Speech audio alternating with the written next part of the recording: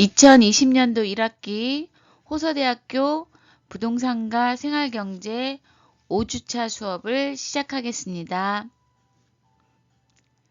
여러분 안녕하세요. 지난 한 주 동안 건강하게 잘 지내셨죠? 이번 주에는 부동산 등기 제도와 관련해서 수업을 해보도록 하겠습니다.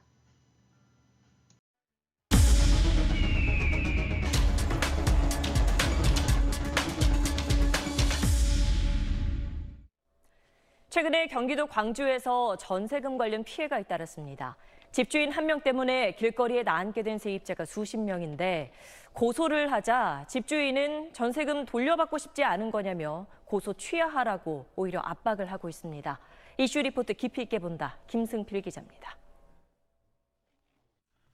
경기도 광주의 한 빌라. 문승환 씨 가족은 2년 전 이곳에 입주했습니다. 전세 대출로 1억 원을 받아 1억 3천만 원에 전세 계약을 했습니다. 그런데 한 달쯤 뒤 집주인 권모 씨로부터 전입 신고를 빼달라는 전화를 받았습니다. 당신이 그거 안 해주면 당장 빼버리겠다. 그러니까 전입 신고를 빼주지 않으면 전셋집을 아예 빼버리겠다. 네, 그렇게 얘기를 하니까 네. 전 덜컥 사실 겁이 나잖아요. 잠시 전입 신고를 빼준 사이 집주인은 문 씨 몰래 건물을 신탁회사에 넘겼습니다. 이 빌라에 거주하는 다른 8가구 세입자도 모두 집주인 권 씨에게 속았습니다.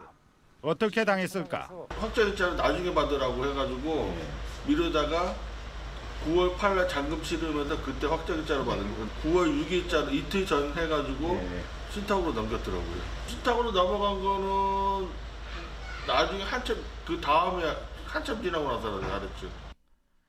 담보 신탁된 건물은 신탁회사가 사실상 소유자가 돼 이후에 이뤄진 전입신고와 확정일자론 법적 보호를 받을 수 없습니다.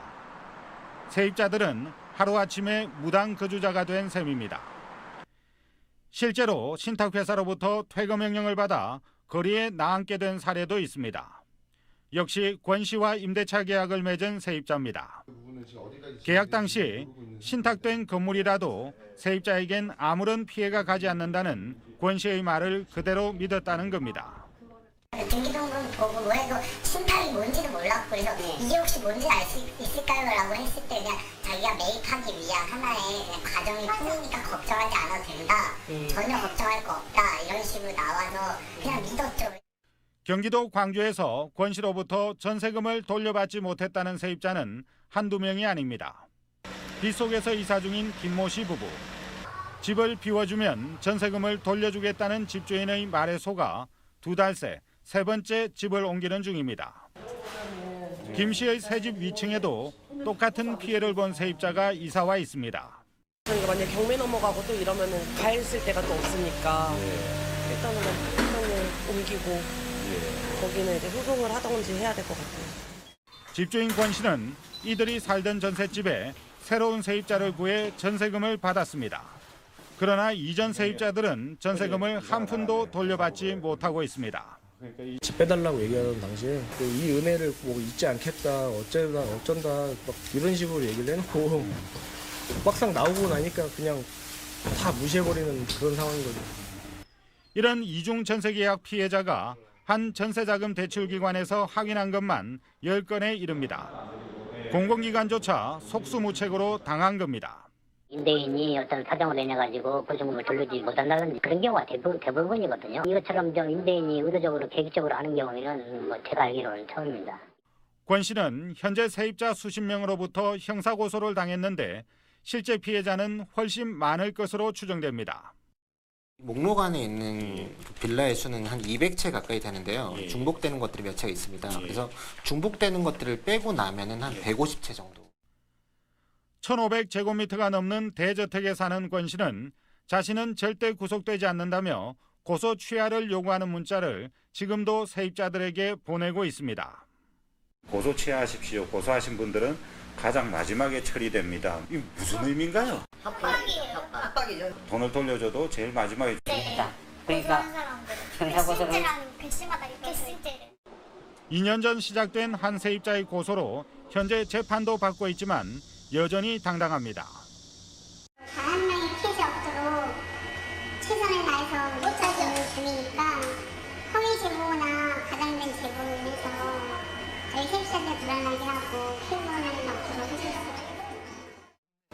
피해 세입자들은 하루하루 고통스러운 시간을 보내고 있습니다. 신랑도 어제 막 가족이 왜 다 같이 죽는구나 하는 게 죽자고 마음먹는 게 왜 생기는구나가 이번에 느꼈다고 하더라고요. 추가적으로 계속 또 전세 세입자를 구하고 있잖아요. 빨리 이걸 어떻게 막아야죠. SBS 김승필입니다. 네, 지난달 서울 당산동에서 청년층 140여 명이 전세 사기 피해를 당해서 100억 원이 넘는 전세금을 못 받을 위기에 있다는 보도를 해드린 바 있습니다. 인근에 있는 또 다른 건물에서는 이번에는 경매로 인해 40여 가구가 쫓겨날 위기에 처했습니다. 배삼진 기자입니다. 퇴근 후 집 앞에 335 모인 세입자들. 얼마 전 새로운 집주인들에게 퇴거 통보를 받으면서 불안감에 휩싸였습니다. 인근의 원룸형 건물 3개 동을 구입한 뒤 허위 전세 계약서를 이용해 대출을 받았던 57살 이모 씨가 이번에는 채권자에게 돈을 갚지 못하면서 경매로 집이 넘어간 겁니다. 전세 사기 피해가 발생한 또 다른 건물입니다. 경매 절차가 진행 중인데 새 집주인들이 나가라는 요구가 이어지면서 갈등이 이어지고 있습니다. 2015년 이 씨는 16억 원 상당의 근저당이 잡혀있는 이 건물을 구매했는데 이 건물을 담보로 개인들에게 또다시 40억 원을 추가로 빌렸습니다. 피해자는 20, 30대 사회초년생 40여 명. 가구당 전세 계약금이 1억 원이 넘어 피해 금액은 40억 원을 훌쩍 넘길 것으로 추정됩니다. 시청에도 글을 올려보고 구청에도 청원 올려보고 해줄 수 없는 게 아무것도 없다라는 답변뿐이었고 그래서 어떻게 해야 될지 정말 절망적이고. 입주 당시 이 씨가 전세 등기를 설정해주지 않아 대신 확인서를 받았지만 무용지물이었습니다. 집주인과 관리인, 부동산 중개인이 돌아가며 속였습니다. 근저당이 있는 건 알고 있었는데 이제 주인이 바뀌니까 새로운 주인이 이걸 다 땅고 가기 때문에 다 해결을 해줄 거라고 안심을 시킨 다음에 경매로 집이 넘어갔다는 사실을 알게 된 건 지난 2월. 경매를 알리는 통지서가 세대마다 배달됐지만 대다수는 1년 가까이 이 사실을 몰랐습니다. 임차인들이 다 직장이다 보니까 낮 동안에 외부에 일을 하러 나가게 됐고 그 사이에 붙은 경매가 개시됐다는 그 딱지를 다 떼버린 거죠, 관리인이. 집주인 이 씨는 이미 사기로 구속된 상황. 피해자들은 이 씨와 부동산 중개인 등 5명을 사기와 부동산법 위반으로 검찰에 고소했습니다. 연합뉴스TV 배삼진입니다. 네, 지금 우리가 2개의 영상을 봤는데요. 이 영상에서와 같이 실제로 사회초년생이나 취준생 그리고 사회적 약자, 그러니까 세상 물정을 잘 모르는 이런 사람들을 대상으로 부동산 등기 사기가 굉장히 많이 일어나고 있습니다. 사실 이것은 계약까지 동시에 이루어지고 있는데 이러한 피해를 막기 위해서는 우리가 스스로 등기부 등본을 확인하는 습관이 굉장히 중요하고 또 등기부 등본에 적혀 있는 내용들이 무엇인지 판단할 수 있는 능력을 갖출 필요가 있습니다. 그런 의미에서 이번 주에는 부동산 등기 제도에 대해서 공부를 해보도록 하겠습니다. 자, 그럼 부동산 등기란 무엇일까요? 우리가 법적으로 이야기할 때 이 부동산 등기는 부동산의 귀속과 그 귀속의 형태를 외부에서 인식할 수 있도록 공시하는 방법을 이야기합니다. 국가기관인 등기관이 법정 절차에 따라서 등기부에 그 부동산의 표시 또는 권리를 기재하는 것 또는 기재 그 자체를 의미하기도 하지요. 또한 이를 위해서 부동산 등기 특별조치법이라는 법을 시행하기도 합니다. 근데 이렇게 등기에 대한 개념을 정의하는데 너무 어려워요. 우리가 실제로 이해하기 쉽게 등기가 무엇인지 한마디로 정리를 하자면, 자, 부동산 등기라는 것은 해당 부동산의 자기소개서입니다. 또 이 부동산이 어떻게 처음부터 만들어지고 어떠한 중간에 무슨 일들이 있었는지를 소개하는 자기소개서 또는 이력서라고 하죠.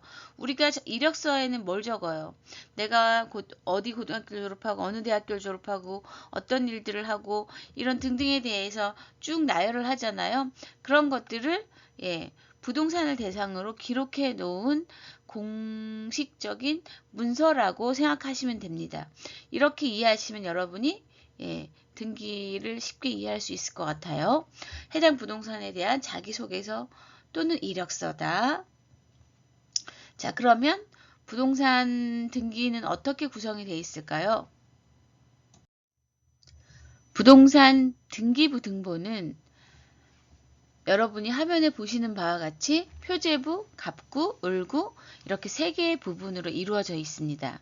자, 그러면 표제부는 해당 부동산의 소재, 지번 어디에 있느냐, 지목은 무엇이냐, 면적은 얼마나 되느냐, 건물의 이름은 뭐냐, 건물 번호, 건물 구조는 어떻게 되어 있는지에 대해서 알려주는 부분입니다. 다시 말하면 쉽게 말하면 어디에 있는 부동산이니 그 부동산의 면적은 얼마나 돼? 이거에 대한 정보를 주는 것이 표제부 부분입니다. 두 번째 갑구라고 되어 있습니다. 갑구는 소유권에 관한 사항입니다. 그러니까 집주인이 누구야? 에 대한 질문에 정보를 주는 것이죠. 그런데 우리가 갑구를 잘 기억을 해둬야 되는 부분이 집주인은 홍길동 씨인데 나중에 신탁담보를 했을 경우에는 거기에 집주인은 김계동 씨지만 실제로는 거의 주인이 권리가 없어지기 때문에 신탁을 했다라는 표시를 해두고 있어요. 그런데 우리가 그걸 모르는 경우들이 있어서 가끔 사고가 납니다. 따라서 갑구는 집주인이 누구야 플러스 진짜 주인이 누구야 이렇게 우리가 기억을 해두시면 좋겠죠. 자, 세 번째는 을구 부분입니다. 을구는 소유권 이외의 권리에 관한 사항이에요. 여러 가지가 있는데 대표적으로 우리가 은행에다가 이 집을 담보로 돈을 빌리는 경우에 을구에 근저당이 설정되는 경우들이 있습니다. 또 개인 간의 채무 때문에 빚을 갚지 못하는 경우에 이 사람이 이 집을 처분하지 못하도록 가등기를 해놓는 경우들도 있는데 그때도 이 을구의 권리를 표현하게 됩니다. 따라서 을구는 이 집을 담보로 돈을 빌렸어? 라는 질문에 대한 디테일한 정보를 주게 되죠. 따라서 우리가 나중에 이 표제부, 갑구, 을구를 통해서 무엇을 알아야 되는지 여러분이 기억을 해주시면 좋겠죠. 다시 한번 중요한 거 정리해보면 표제부에는 어디에 있는 부동산이니, 갑구는 집주인이 진짜 누구야, 을구는 이 집을 담보로 돈을 얼마나 빌렸어, 이거에 대한 질문들을 하고 여기에 대한 답을 찾는 부분이라고 여러분이 이해하시면 좋겠죠. 네, 그럼 이런 부동산 등기부 등본은 어디서 발급받을까요? 네, 우리 지난 시간에 확정일자 할 때 인터넷 등기소에 접속해서 확정일자 신고할 수 있다고 했죠. 자, 마찬가지로 등기부 등본도 인터넷 등기소에서 발급받거나 열람할 수 있습니다. 자, 누르고 한번 가볼게요. 자, 이렇게 대한민국 법원 인터넷 등기소가 뜹니다. 그러면 자, 아이디 하고 비번을 치고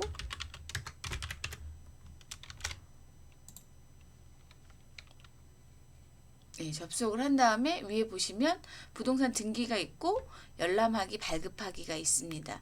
자, 발급하는 것은 서류로 확인하는 건 출력을 해서 확인하는 거죠. 이건 한 번당 1,000원, 열람하기는 1시간 내에 열람할 수 있는데 700원의 비용이 소요됩니다. 제가 여러분과 수업을 하기 위해서 일단 먼저 발급을 해놨습니다. 자, 보시면 여기에 제가 발급했던 것을 열람을 해볼게요. 2개가 있는데 자, 하나 열람해 보도록 하겠습니다. 자, 이것은 우리가 등기부 등본을 발급할 때 현재 상황만 볼 것인지 아니면 과거에 기록되어 있던 말소 사항까지 다 포함할 건지 선택할 수 있게 되어 있어요. 그런데 저는 여러분한테 등기부 등본 상에 어떤 것들이 올라가는지를 보여드리기 위해서 전체 말소 사항까지 다 지금 발급을 받은 상태입니다. 자, 보시면 먼저 표제부에는 우리가 뭐가 나온다라고 했죠? 표제부에는 부동산 물건에 대한 전반적인 사항, 주소부터 시작해서 면적, 건물에 대한 것들이 나온다라고 했죠. 그러면 여기 보시면 충청남도 태안군 이연면 당산리 287-7의 나동, 가동, 나동 두 개 있는데 여기 보시면 표제부에 건물에 대해서 이렇게 나오고 그 다음에 건물 내역은 철골 구조 샌드위치 판넬 지붕 그리고 2층 숙박시설로 돼 있고 1층과 2층의 면적이 나오죠. 네. 자, 요렇게 그리고 등기가 예전에 처음에 만들었을 이 건물이 지어졌을 때 등기를 하고 그 다음에 도로명 주소로 바뀌어서 등기 원인이 발생했기 때문에 한 번 더 하고 또 건물을 새로 증축을 해서 리모델링을 해서 여기 등기부 등본의 표제부를 교체를 했지요. 그래서 최근 실제 현재 부분은 요 3번에 해당되는 부분만 현재 유효 사항이라고 보시면 되겠습니다. 갑구는 뭐라고 했어요? 갑구는 소유권에 관한 사항, 누가 주인이야? 라고 말씀드렸잖아요. 그래서 갑구는 보시면 처음에 이제 이 건물을 짓고 소유권 보존했을 때 김민애라는 사람이 가지고 있었는데 굉장히 복잡한 등기가 되겠습니다. 얘는 넘겨보시면 뭐 가압류, 가처분, 임의경매, 압류 등 그다음에 등을 통해서 이게 과거의 사항이죠. 자, 누가 진짜로 주인인가? 자, 쭉 내려가 보면 지금 현재 지워지지 않은 몇 가지 사항들이 있는데 여기 보시면 소유권자가 14-1부터 보면 정민교의 주소 경기도 성남시 분당구 백현동 블라블라 이렇게 되어 있습니다. 2015년 2월 12일 날 임의경매로 정민교라는 사람이 정민교와 이상용이라는 사람이 둘이 반씩 나눠가지고 이 건물을 경매를 받았고 나중에 다시 이 이상용이라는 사람이 지분을 다 넘겨줘서 정민교 씨가 다 이 물건을 받은 거죠. 그래서 이제 이 단독 소유로 가지고 있었는데 다시 2019년 2월 20일 날 갑자기 소유권이 이전돼요. 누구한테 가냐면 주식회사 생보부동산 신탁이라는 걸로 넘어가네요. 그럼 소유권자는 맨 마지막 진짜 누가 이 건물을 소유한 사람이야? 라고 확인할 수 있냐면 맨 마지막에 나온 소유권 이전으로 넘어간 이 맨 마지막 주식회사 생보부동산 신탁이 가지고 있다라는 거예요. 자, 그럼 우리가 실제로 이 등기를 띄워보면 동일한 옆에 건물에 대해서 다시 한번 보면 어디 갔을까요?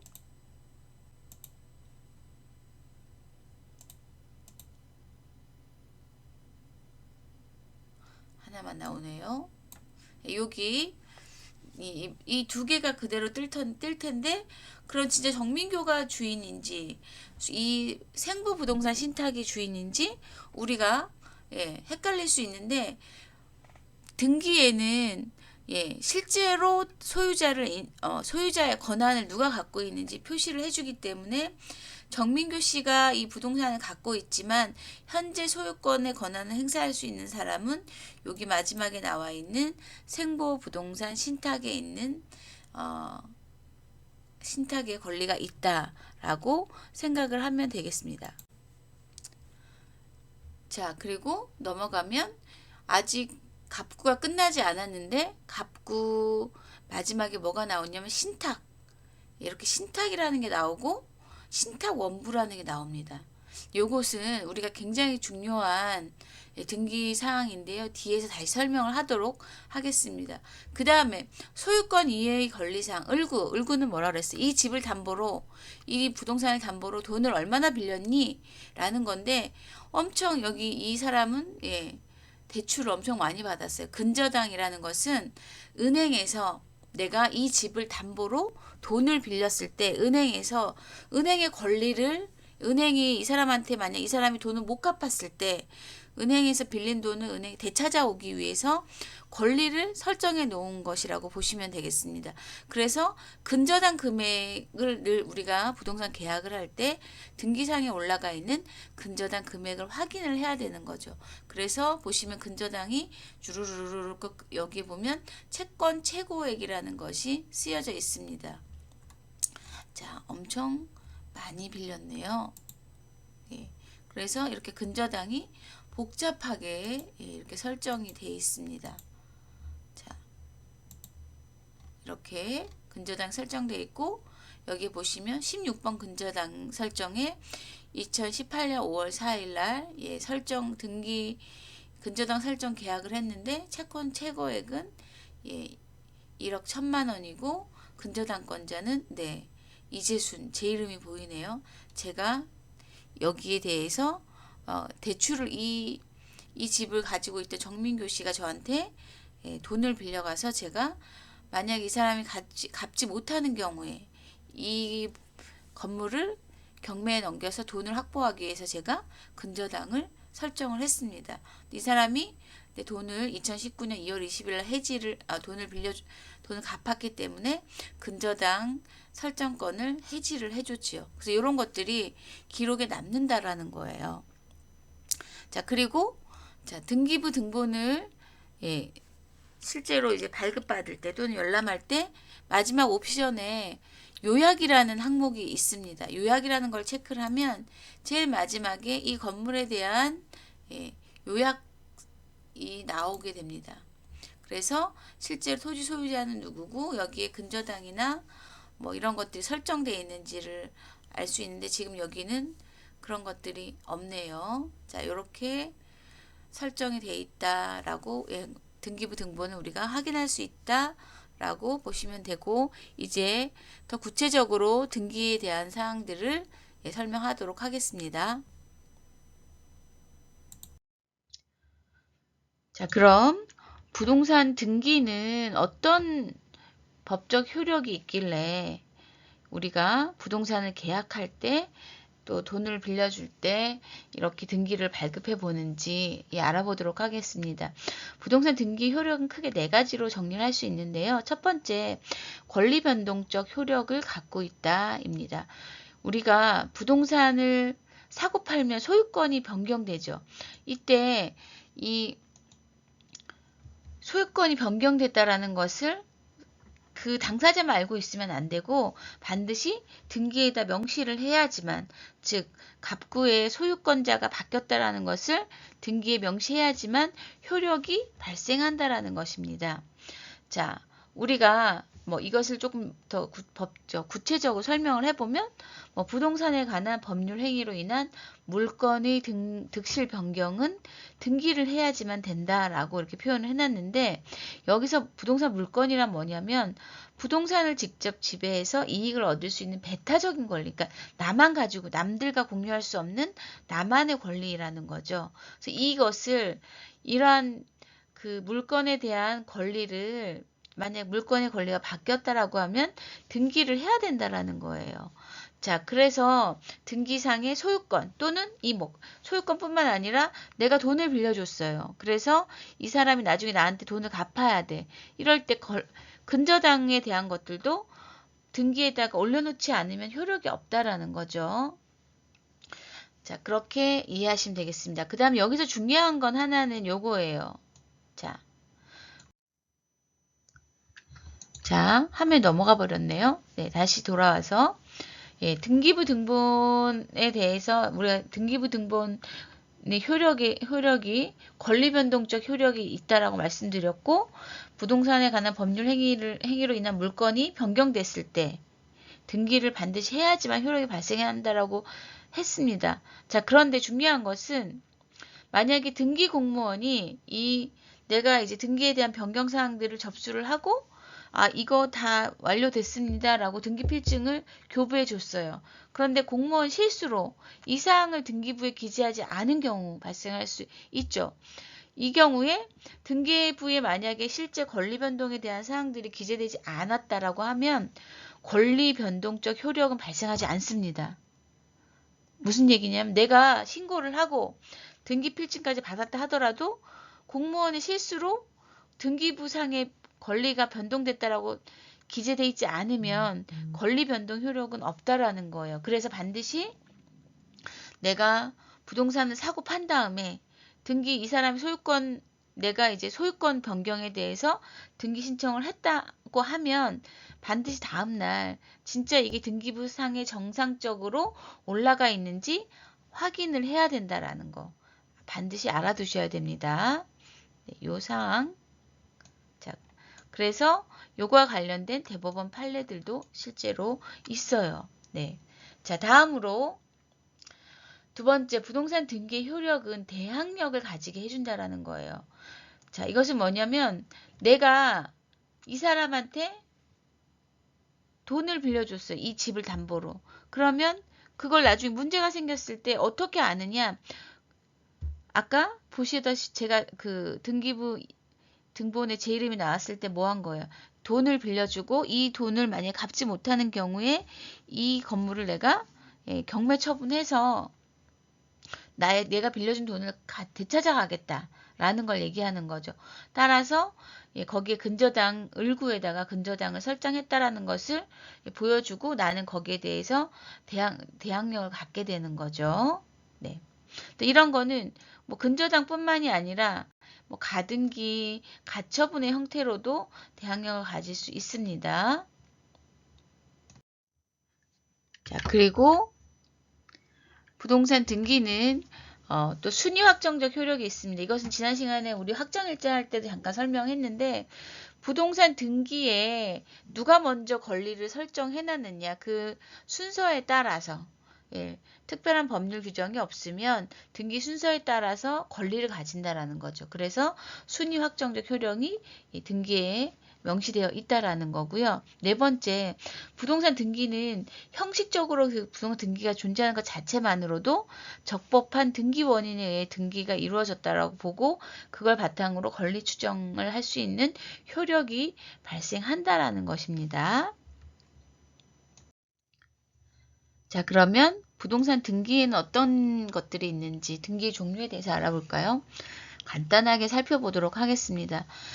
보존 등기라는 것이 있습니다. 보존 등기는 여기 보시는 대로 부동산 소유권의 보존을 위하여 하는 등기를 얘기합니다. 어떤 건물을 처음에 지었어요. 그럼 그 건물은 아직 등기가 없는 상태죠. 미등기 부동산입니다. 이 건물에 대하여 소유권을 보존하기 위하여 행하는 최초의 등기라고 보시면 돼요. 그 부동산 건물을 짓고 건물에 대해서 최초로 행해지는 등기가 바로 보존 등기가 되겠죠. 그래서 그 이후에 예를 들어 내가 이재순이라는 사람이 경기도 가평에 집을 새로 지으면 보존 등기를 하고 그 다음에 다른 사람한테 팔았어요. 그러면 그 부동산에 대한 권리 변동이 발생을 하게 되죠. 그때 그에 따른 등기는 최초로 했던 보존 등기를 기초로 해서 다시 등기 사항들이 이루어지게 된다라는 것입니다. 자, 아까 보여드렸던 등기를 가지고 설명드리면 2007년 7월 5일 날 처음으로 여기 등기를 한 게 요게 보존 등기가 되겠죠. 자, 보존 등기가 행해지고 나서 그 다음부터 새롭게 등기 원인이 발생했을 때 하는 등기를 우리가 다 기입 등기라고 하는데 이 기입 등기에는 몇 가지 중요한 사항들이 있습니다. 첫 번째, 경정 등기라고 있는데 경정 등기와 변경 등기는 굉장히 헷갈려요. 근데 구분을 할 때 경정 등기와 변경 등기는 처음부터 물건하고 등기에 올라갔던 사항이 달랐는지 그 다음에 그 보존 등기를 하고 난 이후에 새롭게 어떠한 원인이 발생해서 실체와 등기상이 달라졌는지를 구분하면 됩니다. 경정 등기라는 것은 처음에 등기를 했는데 처음부터 등기에 올라가 있는 사항이 잘못돼 가지고 그 잘못된 사항들을 고치기 위해서 하는 등기를 경정 등기라고 이야기를 합니다. 예를 들면 이런 거죠. 내가 강원도 정선군 신동읍 예밀리 692-22번지에 건물을 집을 짓고 등기를 했어요. 그런데 나중에 발급했더니 692-22번으로 등기가 안 돼 있고 692-23번지로 등기가 돼 있는 거죠. 근데 이런 경우에 그러면 지번이 틀렸잖아요. 주소지, 표지부의 주소가 잘못됐죠. 또는 내가 건물을 50제곱미터를 지었는데 65제곱미터로 되어 있어요. 이런 경우에 세금을 더 많이 물어야 되는 거죠. 따라서 나는 이렇게 처음부터 등기가 실체와 다를 때 고치는 거, 이것을 경정등기라고 이야기를 합니다. 그럼 변경등기는 무엇이냐?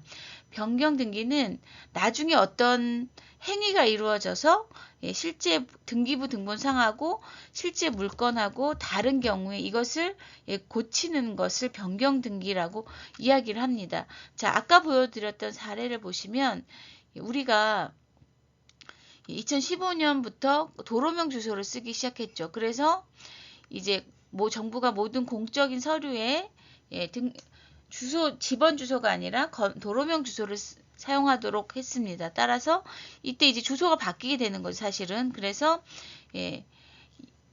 이때 도로명 주소가 바뀐 걸 표기하기 위해서 하는 등기, 변경 등기입니다. 또 과거에 있던 이 건물을 증축을 했어요. 그래서 과거보다 건물의 면적이 늘어났죠. 그러면 실제 건물하고 등기부 등본상에 올라가 있는 건물의 면적이 달라졌잖아요. 이때 고쳐줘야 된다라는 거죠. 이것을 변경 등기입니다. 그래서 여기 두 번째, 세 번째 일어난 요 사항들은 변경 등기와 관련돼 있는 거라고 보시면 되겠지요. 자, 예를 들면 소유권이 바뀌었어요. 그러면 소유권에 대해서도 새로운 소유자에 대해서 명시를 해줘야 되잖아요. 이것도 변경 등기가 되겠습니다. 자, 다음으로는 말소 등기라는 것이 있습니다. 말소하다는 거 없애버리는 거잖아요.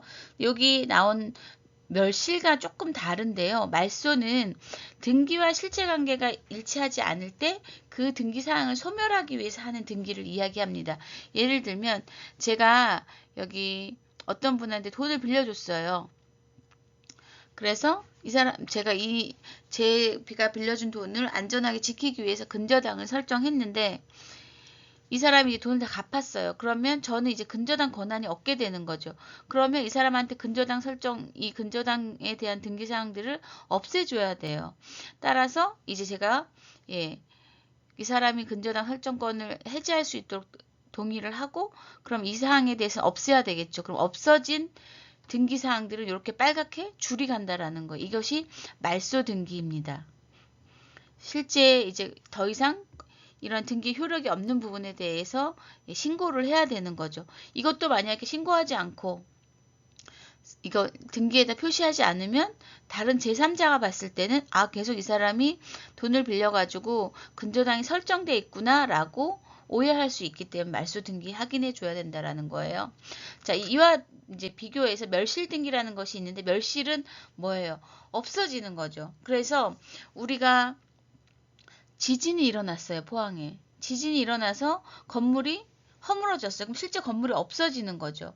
그럼 이 건물은 없기 때문에 멸실 등기를 해줘야 되는 거죠. 또 예를 들어서 장마가 져서 하천 부지가 없어지거나 또 건물을 철거한 경우에 이 건물 자체가 없어졌기 때문에 멸실된 부동산에 대해서 멸실됐다고 해주는 게 멸실 등기입니다. 자, 그런데 간혹 가다가 잘못해가지고 등기가 이제 잘못되는 경우들이 있죠. 예를 들어서 또는 A라는 사람이 나한테 내가 2020년 4월 10일까지 너한테 돈을 빌린 돈 갚아줄 테니까 먼저 근저당권 설정한 것 좀 해지해줘. 이렇게 얘기할 수 있죠. 그래서 그 사람 믿고 등기를 말소를 해줬어요. 그랬는데 이 사람이 그때까지 안 갚았어요. 이런 경우에 어떻게 해요? 다시 살려야 되는 거죠. 부당하게 소멸된 등기 자체를 회복하는 게 회복 등기예요. 근데 멸실이 잘못된 경우에 또는 말소가 잘못되는 경우에 다시 회복을 해야 되겠죠. 이런 사항들을 우리가 다 등기에다가 기입을 해야 된다. 그래서 등기를 보고 우리가 이 해당 부동산에 대해서 이 부동산이 어떤 상태인지를 알 수 있는데요. 다만 한 가지 여기서 우리가 주의할 점은 우리나라의 등기는 실질적 심사주의를 채택하지 않고 형식적 심사주의를 채택하고 있기 때문에 부동산 사고가 날 수도 있다. 즉 부동산 등기가 100% 공신력을 갖는 것은 아니다라는 거 명심해 두시고, 또 등기는 우리가 계약을 할 때 중개소에서 발급해 주는 것, 그것만 믿고 등기를 개인이 떼어보지 않는 것은 굉장히 위험한 행위이다. 따라서 개인이 반드시 비용이 들더라도 인터넷 등기소에 들어가서 본인이 직접 확인을 해보는 것이 필요하다라는 거 말씀드립니다.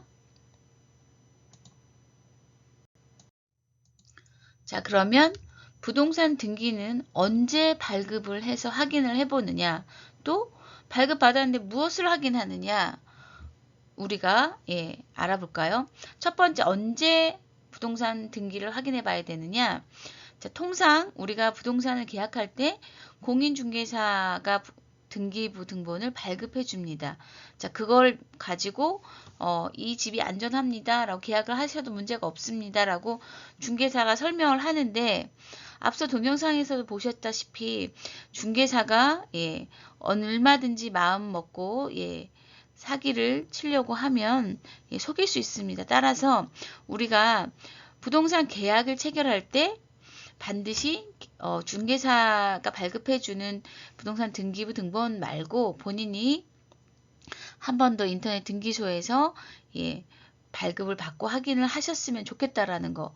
그리고 우리가 모바일로 인터넷 등기소 앱을 설치해 놓으면 그 자리에서 바로 확인할 수 있으니까 어렵지 않습니다. 또 하나는 부동산 계약을 체결할 때 안전했던 등기부 등본, 등기부 등본상에 안전했던 그 물건도 잔금을 지급할 때 내가 모르는 사항이, 권리 변동 사항이 발생할 수 있습니다. 예를 들어서 내가 2020년 4월 1일 날 부동산 계약을 체결해서 4월 10일 날 입주를 하기로 하고 잔금을 그날 지급하기로 했어요. 그런데 4월 1일 날 등기부 등본 발급을 했을 때는 은행에 대출이 전혀 없었어요. 근데 주인이 나와 상의하지 않고 4월 5일에 은행에 가서 대출을 받고 근저당을 설정하는 경우들이 있습니다. 종종. 자, 그러면 나는 잔금을 4월 10일 날 계약을 체결하고 그때 전입신고를 하고 내가 확정일자를 받겠죠.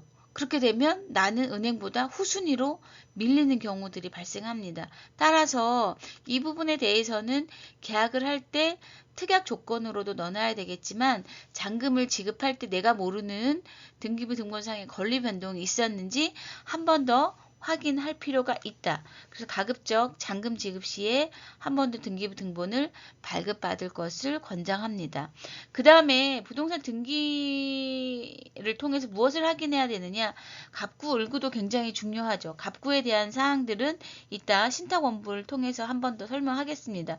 자, 통상적으로는 등기부 등본상에 꼭 확인해야 되는 것은 을구입니다. 을구.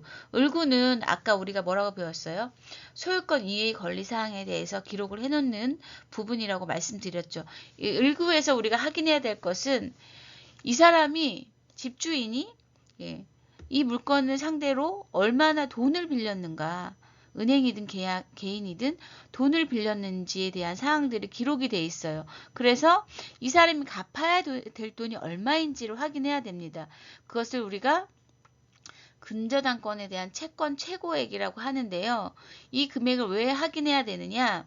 나중에 혹시라도 집주인이 은행에 돈을 못 갚아서 집이 경매로 넘어가 버리는 경우에 내 보증금을 온전히 돌려받지 못할 경우가 생길 수 있기 때문입니다.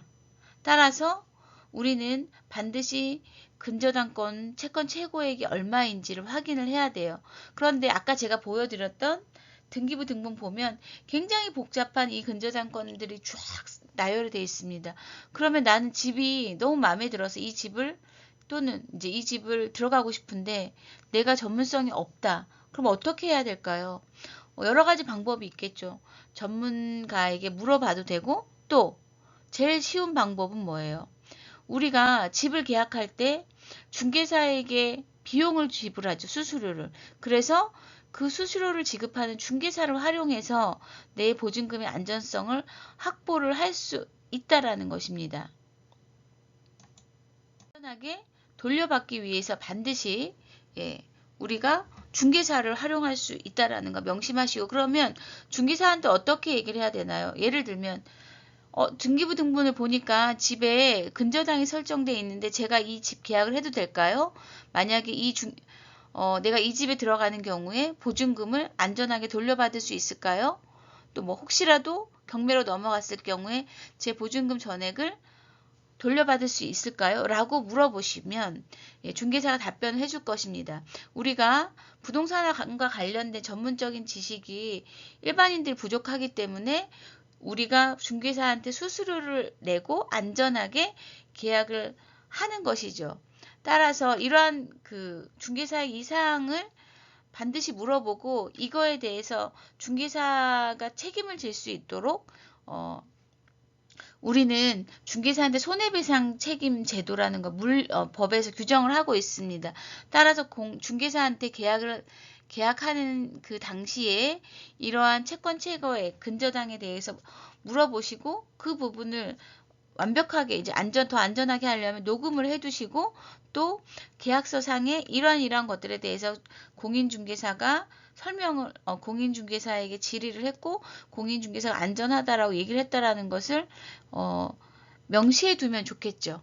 자, 그래서 만약에 중개사가 내가 이 물건에 대한 그 안전성에 대해서 충분히 납득할 수 있도록 설명 못한다라고 하면 다시 한번 계약을 생각해 봐야 되는 거고, 또 만약에 중개사가 이러한 정보들을 충분히 제공하지 않았다라고 하고 이로 인해서 나중에 문제가 생기면 중개사한테 손해배상을 물릴 수 있습니다.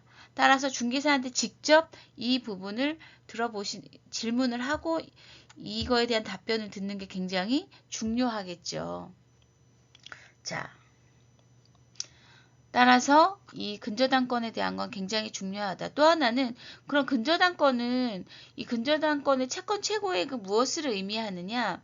은행 같은 경우에는 실제로 내가 1억을 빌려준 경우에 1억에 대해서만 채권 최고액을 설정하지 않습니다. 왜냐하면 이 집주인이 대출을 갚지 못한 경우에 은행에서 경매 절차를 집행을 해야 되는데 경매 절차 집행 과정에서 비용이 소요되죠. 따라서 이것까지 감안해서 통상 원금의 1.2배 정도를 근저당권으로 설정을 합니다. 그래서 그 은행에서 그 경매에 필요한 비용까지 다 처분을 하고 남는 돈에 대해서 세입자들에게 다시 돌려주는 절차를 밟게 되겠죠. 따라서 우리는 은행의 집주인이 얼마를 빌렸는지가 중요한 게 아니라 근저당권으로 채권 최고액이 얼마나 잡혀 있는지가 중요하다라고 보시면 되고 채권 최고액을 그대로 보시면 되겠습니다. 자, 그러면 근저당권에 대한 부분하고 아까 갑구 중에 소유권이 변경된 경우에 우리 신탁원부라는 게 아까 있었죠. 그 부분에 대해서 잠깐 쉬었다가 다시 설명을 해드리도록 하겠습니다.